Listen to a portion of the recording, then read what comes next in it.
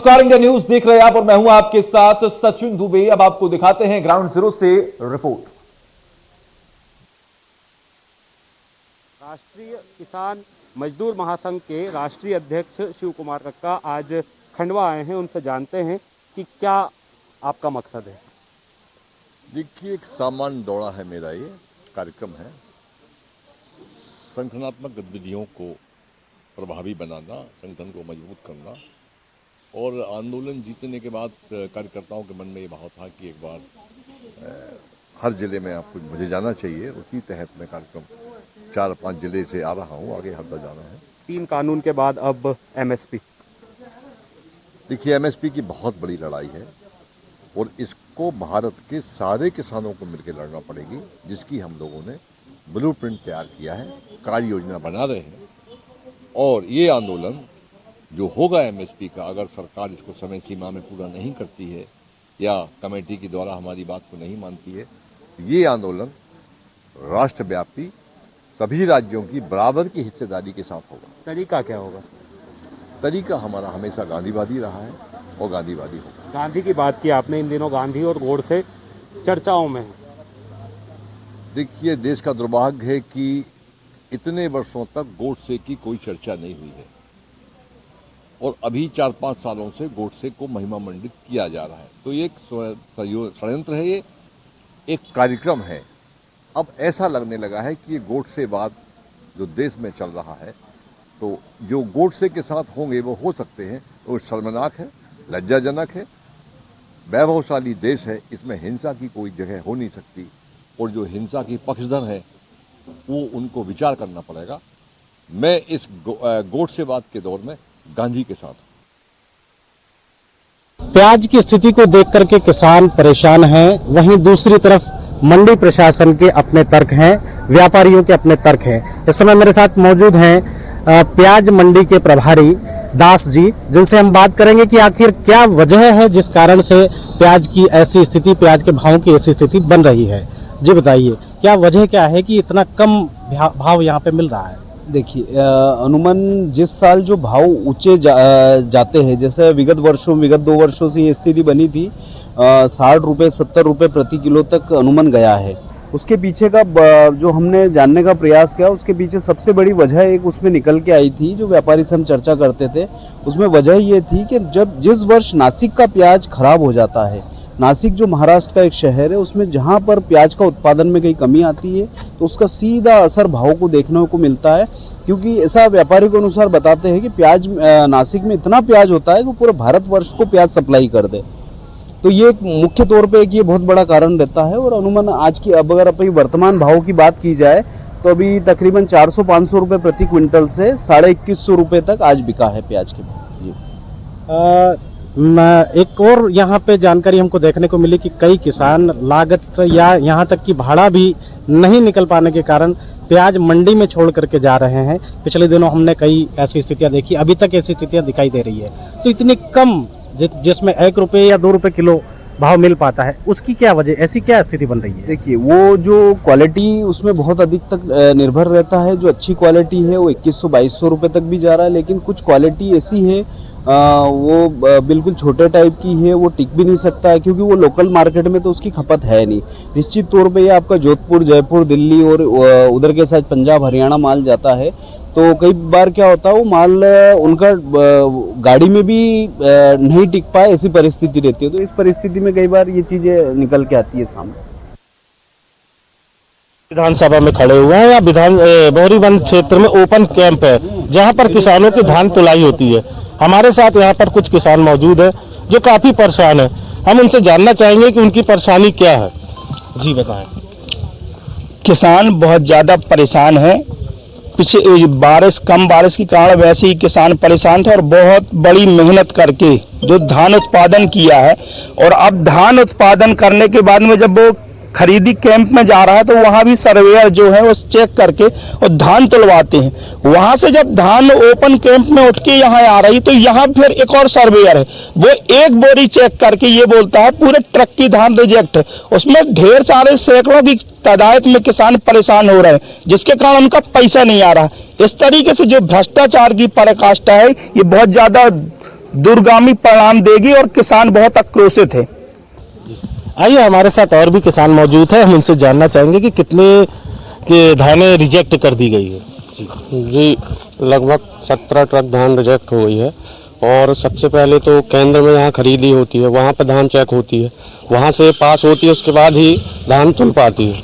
जब धान तुल जाती है उसके बाद जब यहाँ सेंटर पे आती है ओपन कैंप में स्टॉक होने, तब यहाँ पर 1-2 बोरी चेक करके और सब धान को रिजेक्ट कर देते हैं पूरी ट्रक के। ये समिति में पहले चेक होती है? हाँ, पहले चेक होती है। अगर उसमें दिक्कत होती है तो फिर हम लोग छन्ना लगवाते हैं, थ्रेशर लगवाते हैं, उसके बाद ही धान यहाँ पर आती है। अब कितनी ट्रक है आपके? लगभग 17 ट्रक धान रिजेक्ट हो गई है किसानों की। क्या परेशानी जा रही है आप लोगों को? पैसे ऐसे मिलने में? पैसे नहीं आते, जैसे धान रिजेक्ट हो गई तो वो तो रिजेक्ट हो गई, उसका पेमेंट नहीं डलता है। हाँ, इसकी दिक्कत आ रही है बहुत ज़्यादा। क्या परेशानी है और क्या परेशानी रहती है? और अब लोगों को तो अब धान से ही आश्रित है, किसान जो है किसानी से ही आश्रित है, उसके कारण अब धान का पैसा नहीं आ रहा। किसान को, व्यापारी को कुछ सामान लेना है, कुछ करना है तो सारा आश्रित तो वो धान पर ही है, वो पैसा नहीं मिल पा रहा। चलिए, हमने यहाँ कटनी जिले के ओपन कैंप बोरीवन विधानसभा में चेक किया। यहाँ पे किसानों को भारी परेशानी जा रही है। किसानों का कहना है कि इनकी धान रिजेक्ट कर दी जाती है, जो कि इनकी जीविका का सहारा है। इंदौर शहर में लगातार कोरोना के मरीजों की संख्या बढ़ती जा रही है। बीती रात जो बुलेटिन जारी हुआ है उसमें करीब 137 मरीज पॉजिटिव निकले हैं। लिहाजा इस हिसाब से यह चिंता का विषय है कि जो संख्या बढ़ती जा रही है उसमें कहीं न कहीं लोगों की लापरवाही साफ तौर से देखी जा सकती है। जिला प्रशासन के द्वारा और स्वास्थ्य विभाग द्वारा लगातार यह बात कही जा रही है कि जब भी आप घर से बाहर निकले मास्क पहने। आप देख सकते हैं कि कई ऐसे लोग हैं जिन्होंने अभी भी अपने चेहरे पर मास्क नहीं लगाया हुआ है। साथ ही साथ लोगों को सोशल डिस्टेंसिंग की भी बात करी जा रही है, लेकिन भीड़ भाड़ वाले इलाके में लोग ना तो मास्क पहन रहे हैं और ना ही सोशल डिस्टेंसिंग का यहाँ पर ध्यान रख रहे हैं। कोरोना की 2 मार झेल चुका शहर क्या संभावित तीसरी लहर की ओर बढ़ता हुआ नजर आ रहा है। मेरे साथ एक यहाँ पे शहरवासी, उनसे बात करते हैं। भैया, आप घर से बाहर निकले हैं, आपने हेलमेट तो जरूर लगाया है लेकिन आपने मास्क नहीं लगाया है, क्या वजह है?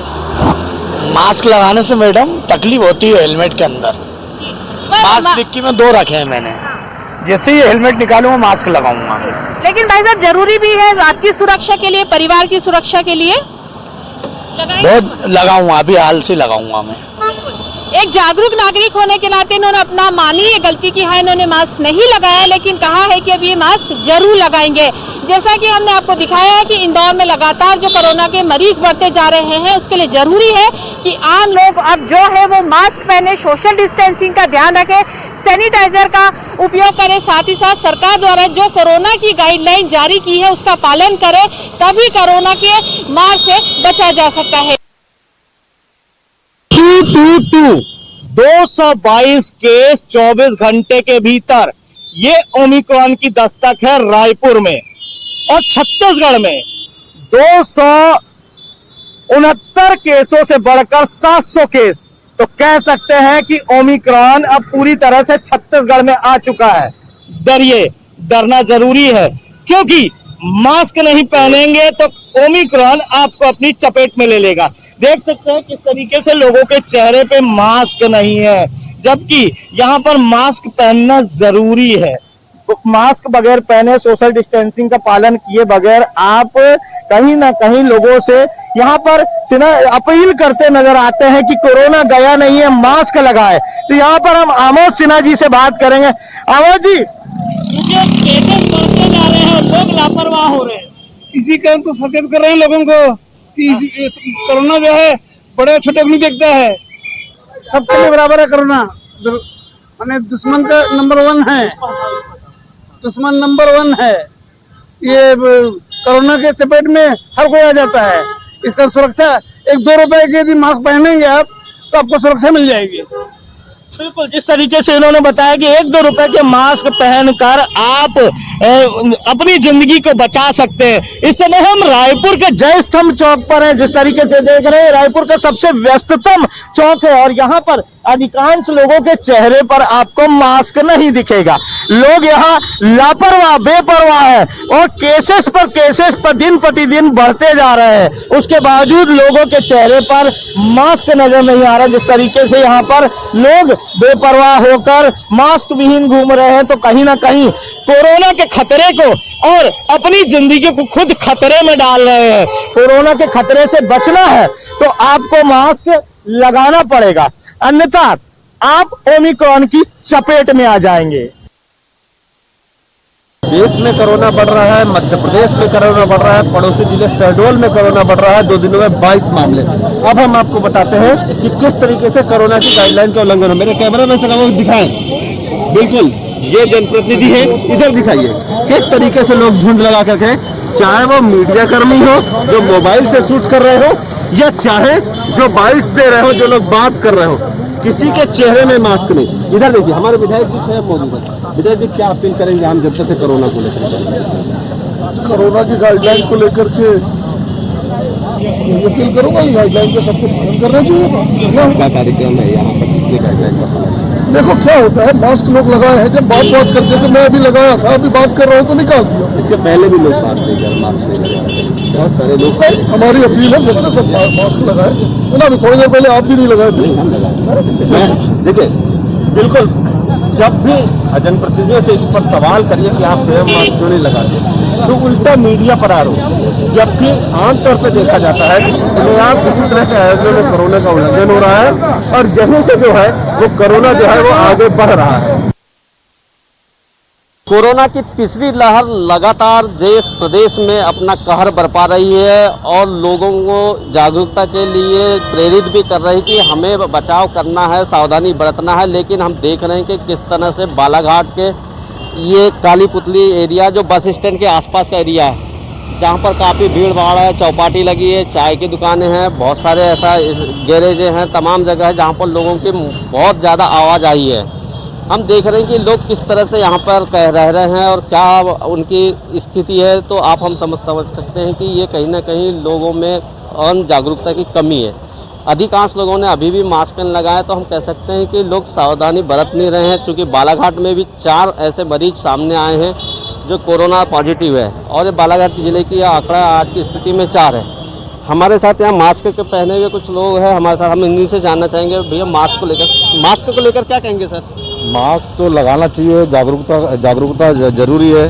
अभी कोरोना के मरीज बढ़ते जा रहे हैं, आने वाले समय में ये बढ़ भी सकते हैं, इसलिए सारे लोगों को मास्क लगाना चाहिए। भीड़ बहुत ज़्यादा होती है शहर में, इसलिए लोगों का मेरा मानना है कि लोग अपने आप को जागरूक करें और मास्क लगाने की कृपा करें। टीका को लेकर क्या कहेंगे? टीका तो सारे लोगों को लगाना चाहिए।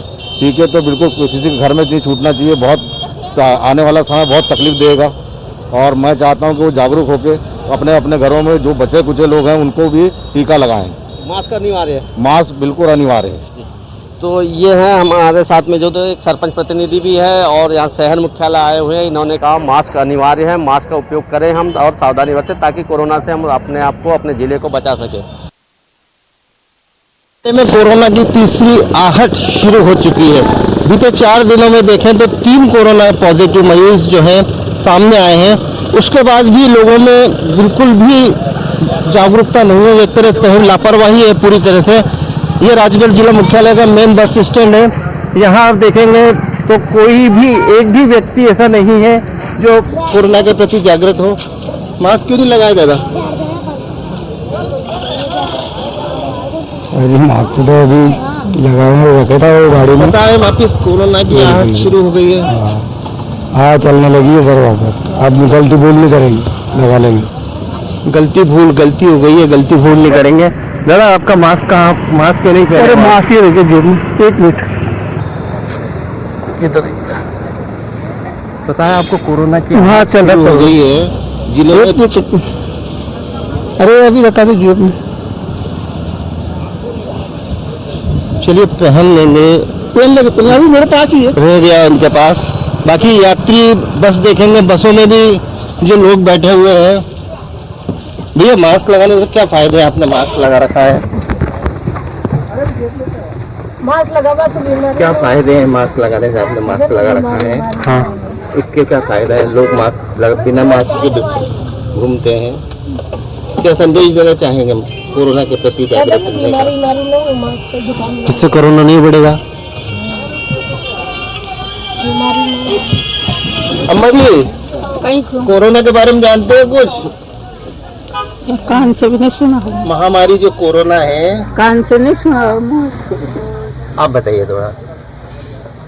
बताओ, कोरोना से तो सब तो बचबो चाहो, अपने कोई की बीमारी कोई आम न लगे, अपने सेफ्टी से रहो। तू विदिशा जिला लगातार कोरोना की चपेट में आ रहा है। 4 दिन से लगातार कोरोना का मरीज निकल रहे हैं। त्योंदा के तहसीलदार भी कोरोना पॉजिटिव पाए गए हैं। लगातार बढ़ते आंकड़ों के बीच प्रशासन ने मोर्चा संभाला है। लोगों के चालान बनाए जा रहे हैं। खुद प्रशासन के वरिष्ठ अधिकारियों ने मोर्चा संभाला। जो बिना मास्क लगाए हुए लोग घूम रहे हैं उनके खिलाफ चालानी कार्रवाई की जा रही है ताकि संक्रमण को फैलने से बचाया जा सके। सर, लगातार आंकड़े बढ़ रहे थे, किस तरह की कार्रवाई कर? ये लोग लापरवाही कर रहे हैं, मास्क नहीं लगा रहे हैं और आंकड़े बढ़ते जा रहे हैं कोरोना के। उसको दृष्टिगत रखते हुए आज हम जो है चालानी कार्रवाई कर रहे हैं। तो लोगों को लगे कि हाँ कि कोरोना बढ़ रहा है, इसलिए लगातार बढ़ रहे हैं आंकड़े। ऐसे में कहीं ना कहीं लोगों की लापरवाही भारी पसर। त्योंदा के तहसीलदार भी कोरोना पॉजिटिव पाए गए। ऐसे में अधिकारियों के सामने ये चुनौती। हाँ, अभी एक मामला सामने आया है जिसमें त्योंदा तहसीलदार पॉजिटिव पाए गए हैं।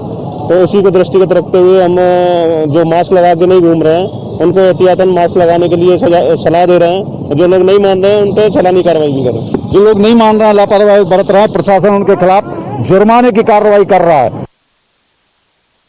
हम पहुंचे हैं गरियाबंद जिले के देवो के बस स्टैंड पे, जहां कोरोना की तीसरी लहर को देखते हुए लोगों में डर सा बना हुआ है। पर यहाँ आप देख सकते हैं कि बस स्टैंड का आलम कैसा है और ये लोगों को देख सकते हैं कि किस तरह से बिना मास्क का यहाँ पे बैठे हुए हैं और यानी कोरोना का कोई गाइडलाइन का पालन नहीं हो रहा है। बसों में देखा गया है कि बस के अंदर भी कोई मास्क नहीं लगा रहा है, ना सैनिटाइजर का उपयोग करा रहे हैं। आइए हम कुछ यात्रियों से बात करते हैं कि किस तरीके से इनका यहाँ यानी कोरोना से लड़ने के लिए क्या गाइडलाइन का पालन कर रहे हैं। जी बताएंगे कि आप बस में सफ़र कर रहे हैं तो बस वाले और बस स्टैंड में क्या क्या सुविधा है? जैसे कोरोना की तीसरी लहर अभी चल रही है, लोगों में डर सा बना हुआ है। सर, क्या मेन कारण क्या है, तीसरी लहर आ गई है और पब्लिक को जानकारी भी नहीं है। पब्लिक जानकारी गाइडलाइन दिया गया है कि बसों में यात्रा करने से पहले मास्क का प्रयोग किया जाए, कंटिन्यू सैनिटाइजर प्रयोग किया गया है। लेकिन बस में ऐसा कोई सुविधा नहीं है। बस में ऐसा कोई दूरी बना के डिस्टेंस बना के रहने के लिए बोल रहे हैं। कोई बस में कोई सुविधा, किसी प्रकार सुविधा नहीं है। तो आप देख सकते हैं जैसे बस में आपको यानी वहाँ पे मास्क भी नहीं दिया जा रहा है और ना सैनिटाइजर का उपयोग भी करवाया जा रहा है, फिर भी आप लोग बसों में सफ़र करने को मजबूर हैं। इसके बारे में क्या कहते हैं? हमारी मजबूरी है, लेकिन शासन प्रशासन तो गाइडलाइन दे दिए हैं कि बस में सुविधा दिया जाए, बस में हर यात्री को मास्क का प्रयोग किया जाए बोला गया। लेकिन यात्री भी थोड़ा मैंने इसका ये नहीं कर रहे हैं, पालन नहीं कर रहे हैं। जी मैं बता दूं कि यहाँ यात्रियों भी इसका यानी गाइडलाइन का पालन नहीं कर रहे हैं और बस में जो कंडक्टर और ड्राइवर रहते हैं ये भी इनको पालन करने के लिए नहीं बोला जा रहा है। आप देख सकते हैं देवो की बस स्टैंड की स्थिति कि यहाँ पे कोई व्यक्ति मास्क ना सैनिटाइजर का यहाँ उपयोग कर रहा है और ये तीसरी लहर से लड़ने के लिए यहाँ कोई तैयारी नहीं हुआ है। देश में फिर एक बार कोरोना की जो है दस्तक देने चालू हो गई है और लगातार जो है इंडिया न्यूज़ इस वक्त ग्राउंड रिपोर्ट में है, जहां लोग जो है किस प्रकार से सोशल डिस्टेंस का पालन कर रहे हैं और किस प्रकार से जो है अवेयरनेस है। इंडिया न्यूज़ लगातार लोगों के बीच में जा रही है और उनसे बात कर रही है कि कोरोना की तीसरी लहर जो है अब आ चुकी है। देख सकते हैं मेरे पीछे आप, ये काफ़ी संख्या में ये जो बाज़ार है, मार्केट लगी है और कई सारे भीड़ इलाके, बहुत बड़ी मार्केट है और भीड़ भाड़ के इलाके हैं। लोग कैसे बिना मास्क के घूम रहे हैं और किस प्रकार से लापरवाही बरत रहे हैं, देख सकते हैं। हर किसी के मास्क भी नहीं है, सब जो है लापरवाही पूरा घूम रहे हैं। और सबसे बड़े बाज़ार है यह, सबसे बड़ा बाज़ार यहाँ लगता है और काफ़ी संख्या में लोग यहाँ आते हैं। बाज़ार जगह जगह से लोग यहाँ आते हैं और काफ़ी भीड़ भाड़ इलाका है, लेकिन लोग अभी भी सतर्क नहीं है। अभी भी लोगों को मास्क की ज़रूरत है और कोरोना गाइडलाइन की ज़रूरत है, लेकिन देखेंगे किस प्रकार से बिना मास्क के लोग घूम रहे हैं। आइए हम उनसे बात करते हैं, उनसे हम जानते हैं किस प्रकार से वो सतर्क है और कोरोना गाइडलाइन का पालन करते हैं। आइए हम बात करते हैं, मास्क क्यों नहीं लगाए? मास्क क्यों नहीं लगाया? मास्क घर में छोड़ लो, है नहीं लगा है। तो अभी कोरोना का तीसरा लहर है, पता ही नहीं आपको? हाँ नहीं पता? तो लगाएंगे अब अगली बार मास्क वगैरह? लगाएंगे। तो देख सकते हैं इस प्रकार से जो है लोग जो है अवेयरनेस है और बिना मास्क लेकर घूम रहे हैं। और भी हम बिल्कुल चलते हैं। भैया मास्क क्यों नहीं लगाए? मास्क क्यों नहीं लगाया? ऐसे ही लगाया सर तीसरा टीका लगाए आप? टीका दोनों डोज हो चुका है। दोनों डोज हो गया। तो देख सकते हैं अलग अलग प्रकार के हैं। और भी हम बात करते हैं। भैया मास्क क्यों नहीं लगाए आप? है ना मास्क हमारे पास? है मास्क। ठीक, तो और भी हम बात करने चलते हैं लोगों से कि ये जो दादा मास्क क्यों नहीं लगाया? मास्क क्यों? भूल गया ना, भूल गया। तो देख सकते हैं अलग अलग बहाने हैं, अलग अलग तरीके हैं। और एक दादा भी और स्माइल करते हुए, ज़्यादा मास्क क्यों नहीं लगाया? मास्क क्यों नहीं लगाया? अरे भूल गए, गाड़ी भूल गए। कोरोना का तीसरा लक्षण आ रहा है, पता है? पता है। अगली बार लगाएंगे? लगाएंगे। और बच्चियों को भी लगाएंगे। इनको बेटा आप भी लगाना मास्क वगैरह ना। हाँ, तो देख सकते हैं बिल्कुल। और अलग अलग तरह के बहाने हैं, अलग तरह के लोगों का कहना है। और मार्केट में आए हुए हैं। तो सबसे बड़ी बात, दादा मास्क क्यों नहीं लगाए आप? मास्क लगाता हूँ जरूर, लेकिन भूल गया जल्दी के मारे। एकदम हमेशा लगा के रखता हूँ। अगली बार लगाएंगे दादा? नहीं, हमेशा लगाता हूँ, लेकिन मैं जल्दी में भूल गया। कोरोना का तीसरा लहर आ रहा है, पता ही नहीं। ठीक है, अच्छा टीका लगा लिया? टीका लगा लिया। अगली बार लगाएंगे? टीका तो लगाएंगे जरूर। अगली बार मास्क लगाएंगे? मास्क मैं अभी जाऊंगा और फिर दूसरा जगह जाना, मैं लगा के ही जाऊंगा। 3 जनवरी 2022 से पूरे देश में 15 से 18 वर्ष के बच्चों का टीकाकरण शुरू हो गया है। मैं अभी जिले गोगलापिंडा मरवाही के टीकाकरण केंद्र में खड़ा हूँ और आपको बताना चाहूँगा कि कल 3 तारीख को यहाँ पे लगभग 903 बच्चों को वैक्सीनेट किया गया है। लगभग 903 बच्चों को यहाँ वैक्सीन लगा है। और आज सुबह से ही बच्चों की लाइन आप देख पा रहे होंगे कि यहाँ पे लगी हुई है। जो बच्चे हैं अपना वैक्सीनेशन करवाने पहुँच रहे हैं। आइए कुछ बच्चों से ही बात करते हैं कि किस तरह का उत्साह है उनके मन में वैक्सीनेशन को लेकर, जो सुबह से ही लाइन में खड़े हुए हैं अपने आप को वैक्सीनेट करने के लिए। क्या नाम भाई आपको? अभय राठौर। क्या करने आए यहाँ पे? टीका लगवाने। कितना अच्छा लग रहा है टीका लगवाने में? उत्साह है मन में? और अपने दोस्तों को बोलो टीका लगवाए और लोगों को प्रेरित करेंगे ना। तो ये स्टूडेंट थे जो टीका लगवाने आए हुए हैं और उनके मन में काफी उत्साह है। वो कह रहे हैं कि अपने दोस्तों को प्रेरित करेंगे कि टीका लगवाएंगे। कुछ और बच्चे उनसे बात करते हैं कितनी उत्साह है उनके मन में टीकाकरण को लेकर। क्या नाम भैया आपका? क्या करने आए यहाँ पे? टीका लगवाने। टीका लगवाने आए हो? और अपने दोस्तों को बोलो कि टीका लगवाना अच्छा होता है यहाँ पे? Yes sir. है ना, प्रेरित करेंगे अपने दोस्तों को। Yes sir. अभी तक तुम्हारे कितने दोस्त लगवाए कुछ पता है? Yes sir. कितने लोग लगवाए? 5-6 लोग सर। 5-6 लोग लगवाए थे ना। और तुम भी लगवाने आए? यस सर, मैं भी लगवाने आया। तो ये छात्र थे जो बता रहे थे कि इनको अच्छा लगता है टीकाकरण का जो अभियान चल रहा है। इनके साथ इनके दोस्त भी टीकाकरण में शामिल है। हमारे साथ प्रभारी है, उनसे बात करते हैं कल कितना टीकाकरण हुआ था और आज कितने का लक्ष्य है। जी मैम बताएंगे कि कल जो जिले में टीकाकरण हुआ लगभग 903 बच्चों को वैक्सीनेट किया गया जिले में, तो कितना उत्साह देखा गया बच्चों में? सर बच्चों में तो बहुत उत्साह देखा गया कि बच्चे पहले से इच्छुक थे कि हमें टीका लगना चाहिए करके। और जब हम लोग यहाँ आए तो बच्चे लोग पूरे सपोर्ट किए, वहाँ के स्टाफ को सपोर्ट किए और बहुत अच्छे से वैक्सीनेशन हुआ।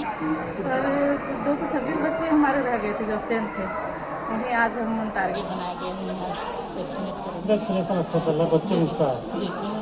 तो ये प्रभारी थे जो बता रहे थे कि वैक्सीनेशन बहुत अच्छे से चल रहा है। मैं आपको दिखाना चाहूँगा वैक्सीनेशन रूम में कि वहाँ पे अभी क्या स्थिति है और कितने लोग वैक्सीनेशन को लेकर वैक्सीनेशन सेंटर पहुँच रहे हैं। ये वैक्सीनेशन सेंटर है जो शुरू हो चुका है। यहाँ पर सुबह से ही बच्चों की जो कटाव है देख पा रहे हैं कि वैक्सीनेट भी किया जा रहा है बच्चों को। जो बच्चे काफी उत्साह के साथ वैक्सीनेशन जो महाअभियान चल रहा है उसमें सम्मिलित हो रहे हैं और अपने साथ अपने परिवार को भी वैक्सीन कर रहे हैं। देश के प्रधानमंत्री ने घोषणा किया कि 3 जनवरी से 15 से 18 वर्ष के युवाओं को भी वैक्सीनेशन लगेगा। उसी के तर्ज पर यहाँ पे बच्चे काफी संख्या में वैक्सीनेशन सेंटर पहुँच रहे हैं और उनको वैक्सीनेट कर रहे हैं।